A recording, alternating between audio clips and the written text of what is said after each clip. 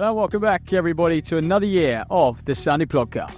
I'm Ollie Lam. And I'm Matt Seddon. Back in 2025 for our 5th season. You can expect more of this. He's claiming that he was ill before the semi-final, whatever. But, you know, I just feel like at that point he was just looking for attention. And some of this. And you normally say, no human is limited. So I can't limit myself, or I can't just say I can do. As well as event coverage around all the major races on the UK circuit. And if you're a fan of the pod, please give us a rating and review on your preferred podcast streaming service. And if you want to stay up to date with all the latest news, give us a follow on Instagram at Sunday Podcast. As always, thanks for listening. See you next time. And we hope you enjoyed the episode. Hello guys, welcome back to another episode brought to you by sportshoes.com. As always, dust has finally settled on the London Marathon, and I record in Tuesday. Just to wrap up a few bits from the weekend, it was great to see you guys make fun of all our predictions on the Instagram. Always good to see your opinions. Look, I don't think we did too badly, mate, I suppose. I can't even remember. That's what we want, isn't it? We want our predictions to be challenged. That's the fun of the sport. I can't even remember what we predicted. We obviously both went with Rowe, didn't we? But full well knowing that I think you know Mahamed. But I think assessment, obviously we expected him to do a lot better. I think he expected himself to do a lot better as well. And on the women's side, I mean, Eilish McColgan was the runaway victor as far as the British race was concerned, and that, you know, that's fully kind of what we expected there as well. So yeah, I think some of the results were straightforward, and there were a few surprises which we'll get into as well. Yeah, mate, I think it's a weird one. I think people were saying we discounted Mahamed a bit too much in our preview, and I think maybe that's fair. I think we expected Mahamed to run sort of what he ran, which for him is outside his best, but we just didn't expect that to be, I guess, good enough for first Brit on the day. But obviously the conditions that people are saying, I guess, came into it as well. And that's nothing against Mahamed. I think that's just, we expected on the men's side and the women's, I think as well, that the first Brit would run a bit quicker than they did. I think that's fair to say. 100%. Conditions were brutal. A lot of people struggled. In the same breath, actually, a lot of people ran exceptionally well. I mean, like Lucy Jones, for example, negative split, closes out her last 5K, you know, that 30, 35K, 35, 40K really, really well. Picked it up by, she was running about 335Ks, dropped it down to 325Ks, that sort of ballpark, and runs 230. So, and then obviously when you look at the winners, like Sawe and stuff, what he was able to do, the conditions didn't affect him, but I guess the conditions affected the majority. So we have to say they definitely played a factor. And yeah, I think Mahamed was probably where we expected him to be. You know, and on a good day, he was probably running 208, 207. But yeah, I was expecting more. I mean, Jack Rowe DNF'd. Don't know why. I haven't got the inside scoop on that. And then, you know, Sessman, for example, after an incredible training block, and it was like, you've only just got to go and look on his Strava, by the way, to see his training block. But I'm baffled by how many Brits just chose to train at sea level for a marathon. And I don't want to be that guy who just says, you know, if you want success, you have to go to marathon, you have to go on these altitude camps, you have to go to altitude, not to the marathon. But honestly, like, it is a massive factor. And they're doing, you know, everyone's doing all these 1% and worrying about fueling and all this recovery and all this super stuff that people are doing now. But I'm like, why are you not going to altitude? You know, and Sessman is definitely someone who surely is just asking himself that. Because as good as it is training at sea level, and Jack Rowe as well, I'm just thinking, I mean, we spoke to Paddy and they don't use altitude that much. They do a lot at sea level. And I'm just thinking, you know, in a game where altitude makes a huge difference over the marathon, over the half, over the 10K, a huge difference. Why are these athletes not utilizing it when they have the capacity to? Yeah, baffles me. Yeah, and I think it's not even, I don't even think it's the argument that it makes a huge difference. I think it's the argument, like you say, that they're going after everything else from a 1% perspective. That actually doesn't even matter if it makes a huge difference. If it makes a difference, that is what you need. Like that's how you go run 2.6, right? Is small differences. It's not. Yeah, exactly.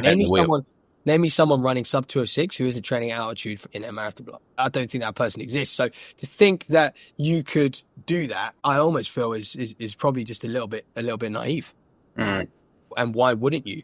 You know, take that approach. Bizarre. I think there was a lot of people in that scenario. I mean, obviously, you know, like a lot of our British men. I mean, Jake Smith's another one.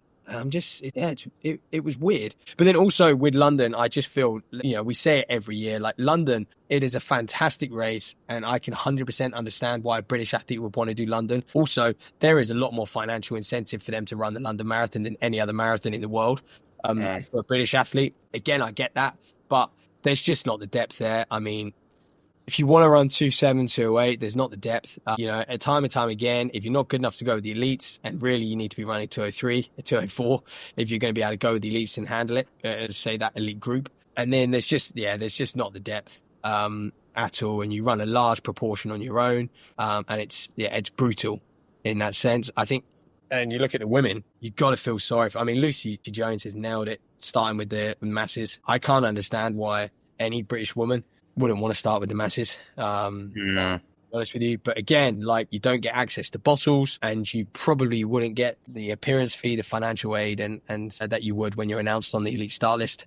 To be honest with you. But yeah, Eilish is an example of how difficult it is. 25 miles on your own. Who wants to sign up for that? And that's it. And there's probably not many training sessions she's done that have been that lonely. I'm not saying she's got people running with her, but she'll have had someone on a bike or something. And that's the thing. When you put it in that perspective, you want to go into a race and then have a bit of a bounce from actually racing people, and having a pack to run with. But yeah, if your race is lonelier than maybe your training, there's issues. I think, I guess the issue is outside of Eilish, I guess, and Rose Harvey as well. Some of these athletes, they're not getting an elite start at another major. That's the difference as well. It's not even the appearance fee, but you're not getting in that elite group if they're getting it because they're British. Well, you say that, but a lot of the Spanish marathons, for example, will have several different elite categories, and Copenhagen is another one. So a lot of marathons in Europe, which they're not your world marathon majors, but they're still extremely fast. Conditions are great. They're great courses. They'll have your elite A, your elite B, and your elite C. So you will get you'll get a good starting position, and they do stretch their elite fields pretty deep. And I'm pretty sure you can, get a hold of bottles and everything like that. It's quite far down these fields, but yeah, I do appreciate what you're saying. If you're a woman, you're running 2:30, you're probably not getting a elite entry to any other world marathon major. No. And then so same with the men who are kind of, I guess, not your Mahamed Mahameds, but the guys who are like 2:15, right? You're not going to get there anywhere else. No, but I think if you're running 2:15 to 2:20, actually you've got reasonably good company.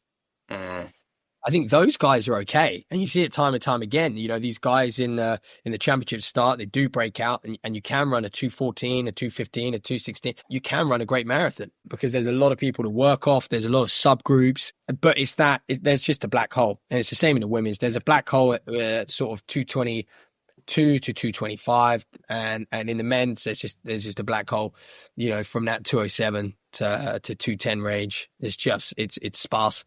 It really is.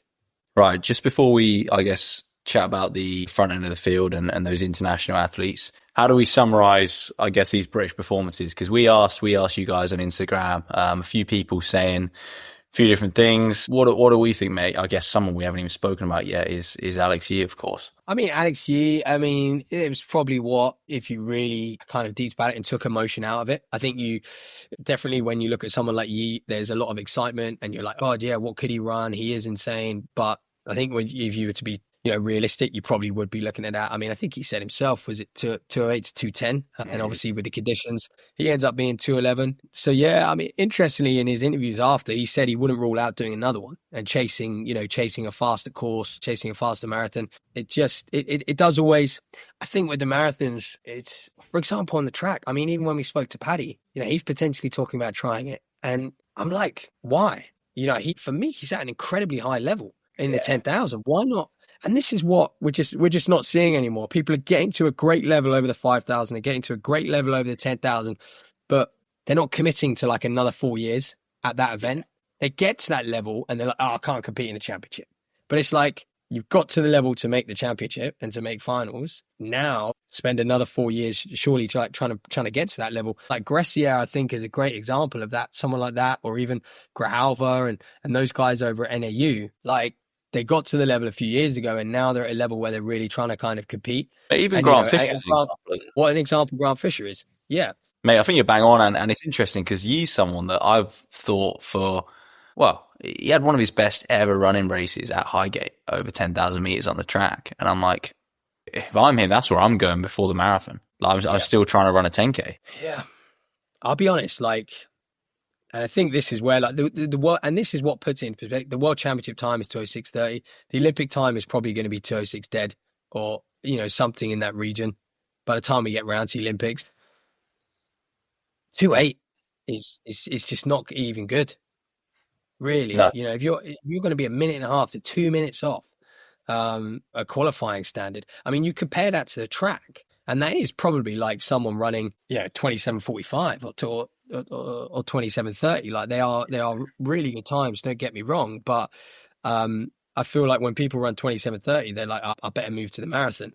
But if you can't get near those standards over the 10,000, I'm not sure you can expect to get near them on the in the marathon. Yeah, and even if you do qualify, you end up in the same position where you're not going to compete at the Olympics anyway. Emil is a different story in that case, in terms of, like, he could have run a lot quicker than his PB. Let's put it that way. Hence the performance he had in Paris. I think also Emil has showed it in other areas. I mean, when he challenged Jakob in the Eurocross in 2022, that's kind of showcasing what actually he is capable of. And so he's showcased it in a few other areas. And I think, there's probably a few marathon runners who might look at the cross and go, how can I showcase my ability elsewhere? It is difficult to get the perfect race on over the 10,000 on the track, but it's a scary game. I mean, you listen to an interview with Sawe, and this was pre doing the marathon, and the guy's going, I think someone asked him, Let's Run or Citius Mag or someone, and if they go through in 61 minutes or 60:30, will that bother you? And he said, no, 60 minutes is not fast for me. And I was just like, Jesus Christ, this guy, he was just so he is very humble. He was just so confident, and that's the level of marathon running these days. It's just freaky. That's it. And then, I guess other Brits, we're not really spoken too much about Jake Smith. Fabulous run from him, pretty much back to his best. If you class his PB as his best, I guess on paper it is, but I think we all know he could have run quicker back in that period when he was flying. But mate, great to see him back. And like we said on the pod, previewing it, I can't think of anyone who's had that sort of recovery from Red S. Yeah.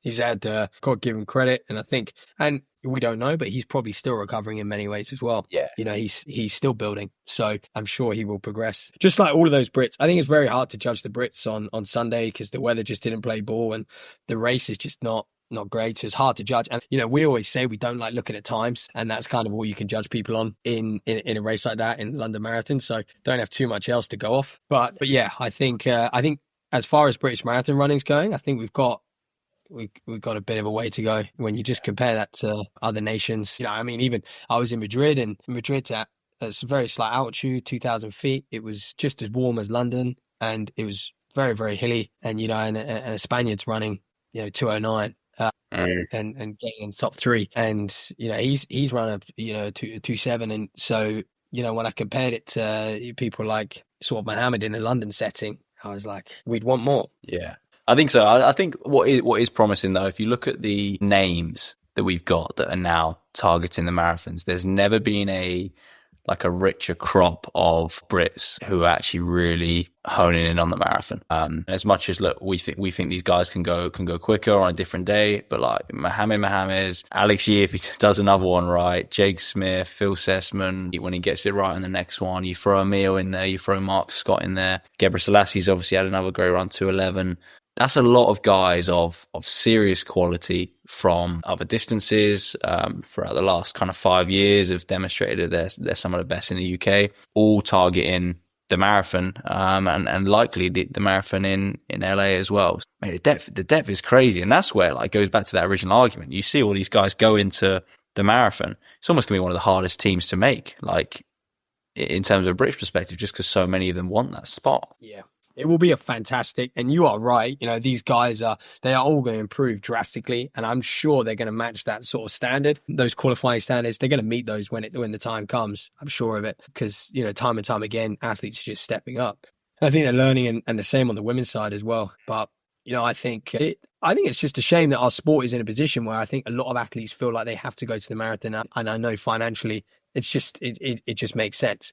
Like I said, you think about Jack Rowe and ran 13:04 last year, and it's like all you've got to do is run the time. Yes, it was in Boston, but if you learn how to race a 13-minute 5K and finish fast in a tactical race, like surely you could spend 4 years doing that. And I'd argue he would be in just as good a position to sort of go to LA and compete over the 5,000. But obviously it's like, oh, I've run that. Can't see myself ever finishing fast off to the marathon. I think that's a shame. Yeah. Especially when we've got, a bit of an assumption that you're going to run 2:7, 2:8 like easily in the marathon as well. I think that's it. A lot of people, I think that they're realizing actually how difficult it is to get right as well. And the one, I guess, the even bigger challenge with the marathon is you have 2 marathons that go wrong, and that's a year or 18 months of your career. And then you're like, Christ, then you're rushing a little bit. But, in contrast, you just need one to go right. But over the years, like people like Farah, Butchart, they've showed that we can compete over the 5,000 on the track. And you mentioned Grant Fisher.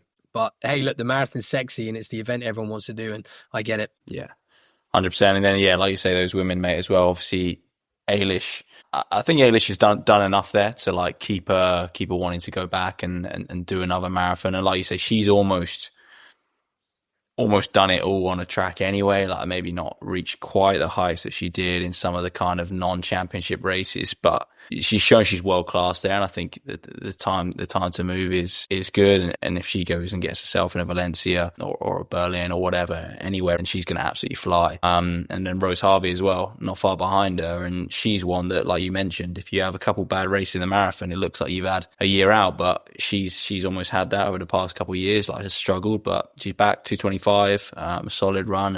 And now she can, I guess, take that forward and build back to her best again. Yeah, I think both of those were very, very solid runs. I think Eilish, like you could tell, even she said after a couple of miles, just completely readjusted the goals. And I think that was smart. And then from there, she just, like I said, had to run the whole thing solo. But you can easily see, I mean, we were saying she's going to run low 2:20. I think her next marathon, she will. Yeah. I got no doubt about that. It puts some of Callie's performances into perspective though, right? Because we put Eilish on this pedestal because of her other times, but and you look obviously, I know it's her first one, but it just shows you how hard it is to run 2:20. Yeah, and I think this is what's also difficult about the marathon is like you've just got, it's just complete outliers just tearing up the front end.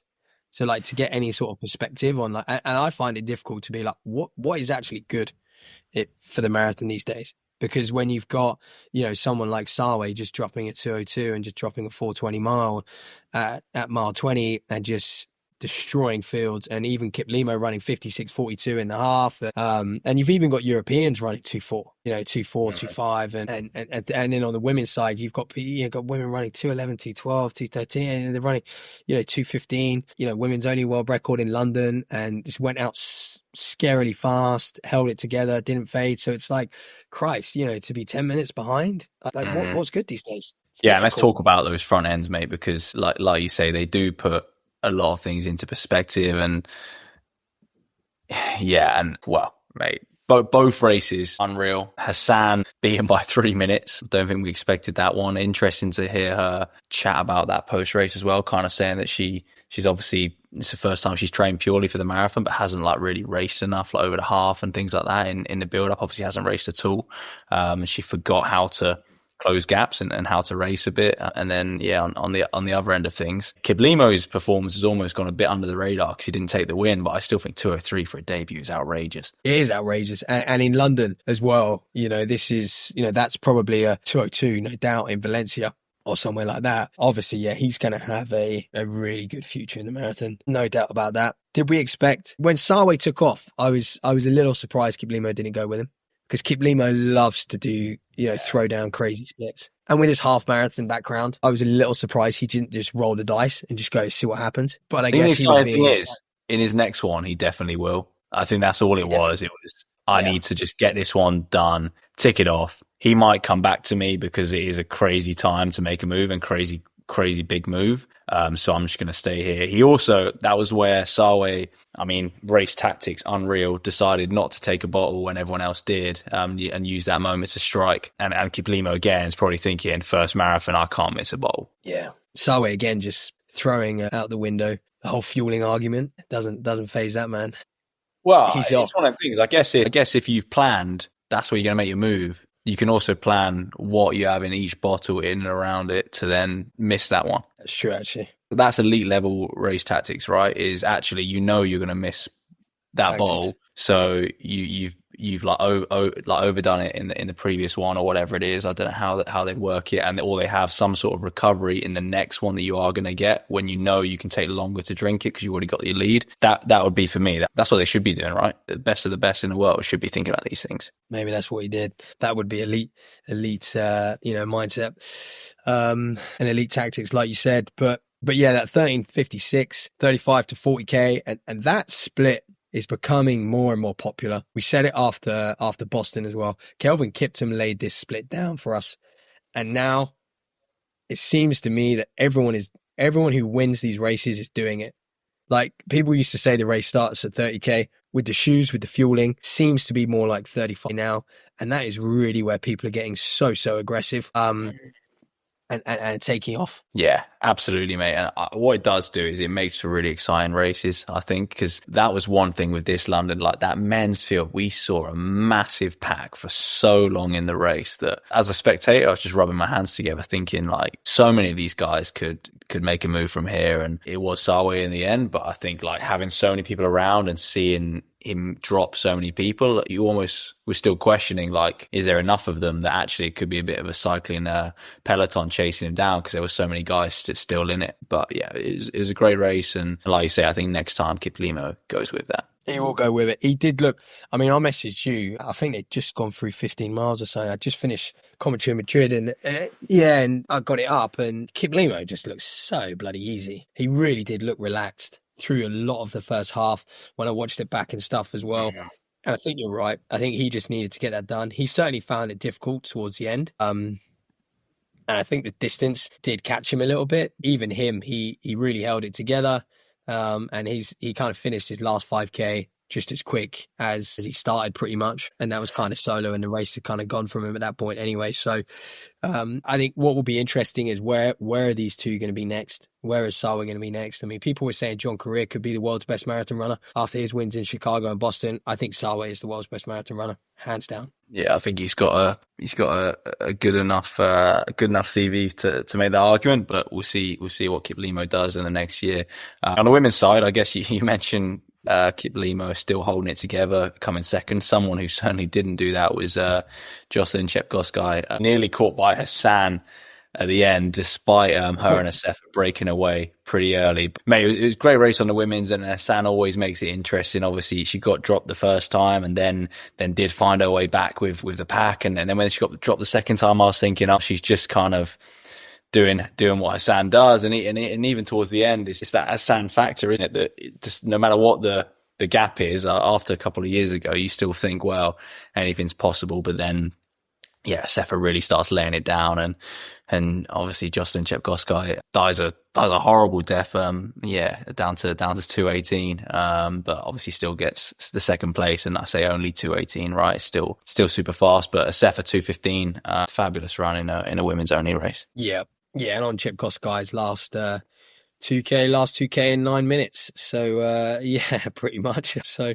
A few people who ran on Sunday can relate to that, eh? Yeah, I guess 42.2k in 9 minutes. She was running about 410k speed, wasn't she, the last 2k? So I think she was gone from 330s or just under to that. She was struggling. But yeah, I think with Hassan as well, like I think as well, Tola was in this kind of position, like off the back of the Olympics. Like, again, you want to run London.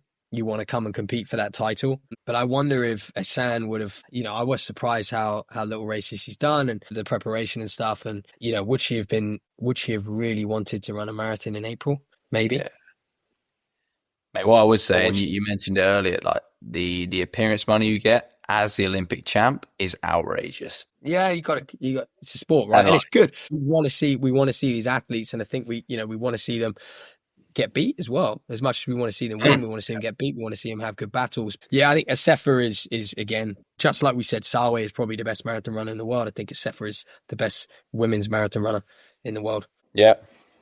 Can't go wrong there, mate. And like you say, I think I guess next, and particularly for the Brits, but obviously these international athletes as well. Like, we just want to see where they go next. Like when the announcements come out for these fall marathons, or whether it is, whether any of them decide to do Tokyo at all, we will see. But yeah, absolutely. I think, and obviously, there'll be a load of athletes who we didn't mention. Obviously, Philly Bowden, 230, that we should mention. We got some stick for not mentioning her in the preview, but I guess it was always difficult. We were kind of just looking at who was going to be right at that sharp end, and yeah, I mean, we kind of knew that. I'm not sure any of them would be able to compete with Eilish, even though it was her debut. But then also, mate, in the mass race, I think it's important. John Gilbert. I mean, that is a huge run. 2:16. The guy was second in the V40 category behind Kipchoge. Works full time, great club runner for Kent. That was huge. Cole Gibbons, huge run from him, 2:16.52. So there were people who had some outrageously good days. That was on Cole's debut, and credit to him. He has just, from what we've seen on socials and stuff, he has just absolutely smashed the training, and yeah, it's paid off. And then obviously Lucy Jones actually won the mass race coming from further back as well. And Rebecca Murray also ran 2:35. So yeah, there were some really good performances in the kind of non-elite start as well. That wraps up London, which was, some surprises, but actually it kind of always goes down to just the heavy favourites. And I think Sawe was the heavy favourite. And on the women's side, I probably said Assefa would be the favourite there, even though Hassan was the Olympic gold medalist, just because of how fast she's run and her marathon pedigree over the last couple of years. So, hey, I guess not too many surprises in that sense. But also some news. We've got Grand Slam on the weekend, which we can't wait to watch. We'll probably just do a big bumper episode after that Grand Slam, or even during those races. It's in Miami. The time zone's a little kinder, I think, so we should be able to watch it kind of 9-10 at night, and the fields are out for that. I think the fields are actually not as strong as the Kingston one. Yeah, I think that was always going to be the case, though, in that like athletes would get out for the first one because it's and see what it's about, and then until we close up at the end of the season, I do think it's going to be a bit hit and miss. But look, that's like anything, isn't it? They're going to have the same issue as the Diamond Leagues have when it comes to putting together those fields, because whilst you have the racers that are contracted to be there, like without a good field of challengers, it doesn't really matter. Yeah. Well, it's going to be interesting for us because George Mills and Sam Atkin are going to be in the men's distance, and Andrew Coscoran, by the way, as well as Coupetir again. So the challenges in the men's distance, I think are going to be very interesting. How will they fare? Because these races, we know they are championship style. And this is a great opportunity, I think, for Atkin especially. We haven't seen him in a long time. How can he do in a championship style? Well, run quick because he's the best pacemaker in the world, right? Well, yeah, he might take him out. Let's see. Let's see what the conditions are like as well. And in men's short distance, we have Tshepo Tishe of South Africa. He's in there. Chariot's in there. Peter Bowl, who has been running exceptionally well, and also Hengura, the Botswanan athlete, who again has been having a ridiculously good season. So yeah, that's on the men's side. Women's challenges, Emily Mackay, Halu's in there, Maloney and Stafford. So yeah, they're okay, to be honest. And then the women's distance, just get to that. Who have we got? 3 Ethiopians and a Kenyan. So Issa, Chepengetic, Mabratu and Mashesha, who are all ridiculously fast athletes. But yeah, so I think we kind of saw, I felt like in the women's distance, when you still stick a Diamond League on in 2012 and just be like 3 Ethiopians and everyone else 50 meters behind. And we've started to like pull away from that a little bit. But I think we're definitely going to see that in the women's distance. Hey, she's coming back round. The Ethiopian dominance is back. Say that again, mate. Saying the Ethiopian dominance is back, mate. It's on the Olympic and world stage as well, not just Grand Slam. Yeah, exactly that. So yeah, Grand Slam. Then the only other thing, mate, obviously the Diamond League, Kipyegon, 2:29, just snuck inside 2:30. Not the world record she wanted. She was like 0.3 off it, but the only reason we're looking at that is because obviously Nike announced that she's going to try and break 4 minutes in end of June, 26th of June in Paris, I think. Is that possible? Oh, I mean, no human is limited, right, mate? So anything's possible. But I think it's a long shot. But look, if anyone can do it, Faith Kipyegon can. And we obviously spoke to her on the pod not that long ago. And her mindset around some of these records and some of these fast times is ridiculous. If she's put that out there that she's going to run that time, she has no doubts in her mind that she's going to run that time. And that's half the battle sometimes, I think. What I would say, if it's set up, which I don't think it is, I think if it's set up with like male pacers and they make her special spikes and all this like they did for Kipchoge's breaking 2, then I think she's got a chance. In a normal race, absolutely not. Yeah, I think in a normal race, absolutely not. I think it'll be difficult regardless, to be honest with you. Well, I'm not saying it wouldn't be, but I think, yeah, she gives herself more of a chance, right? Is she? Yeah, I wonder, is she further away from sub 4 than Kipchoge was from sub 2 hours? Because when sub 2 hours first got talked about, I mean, the second attempt, it was like, Kipchoge's going to do it. I mean, yeah. It's a no-brainer. He'd already run 2 hours 25, and he was just a better athlete in 2019 as well. Someone maths orientated would have to work out the percentages of how far Kipyegon currently is off the 4-minute mark and how far Kipchoge was off the sub 2 hour marathon. But I think there's not as many, like you speak about spikes and stuff like that.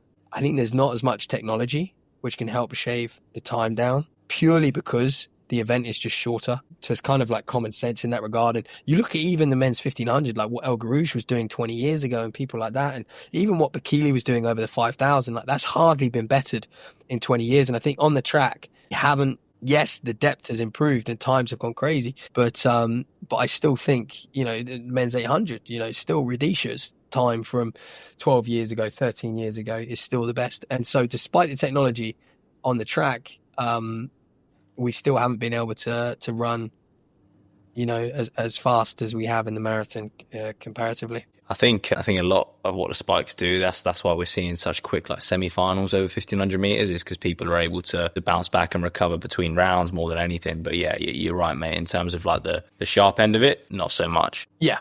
They're not making you faster. I think the depth has got better just because races are being paced better with wave lights. So people can train more and faster because of shoes and spikes as well. Yeah. But it's not actually in the moment. The spike is like if these top athletes, top 1500 guys, like you stuck Jakob and Kerr in OG Vics, they'll still be running pretty darn quick. Or Eldoret's probably even better. Yeah. I mean, Mo Farah was running 328 in OG Vics and he wasn't even a 1500 meter man. So I 100% agree. So I just think with the technology, I'm just like, where are they going to, and I'm sure Nike they'll get creative, but they haven't got much time. I'm sure the Kipchoge thing was announced a long way in advance. Yeah, I thought that was my first thought was that's soon. Yeah, it's more, I think this is more of a publicity stunt than a legitimate attempt, but we could eat our words in June. We could, and hopefully we do, mate. I hope she does do it. So we'll see. All that to look forward to, though. Yeah, and another podcast for you to look forward to coming up this Sunday. Jake Smith coming on the pod post London, so we can chat to him about the conditions and see what his key takeaways are as well, and of course how he's been getting on since we last had him on a few years ago. So look forward to that one, and then we'll also be back with like Matt says, another review episode of Grand Slam and all this weekend's action as well. But thanks for listening to us as always, and we'll catch you guys very, very soon.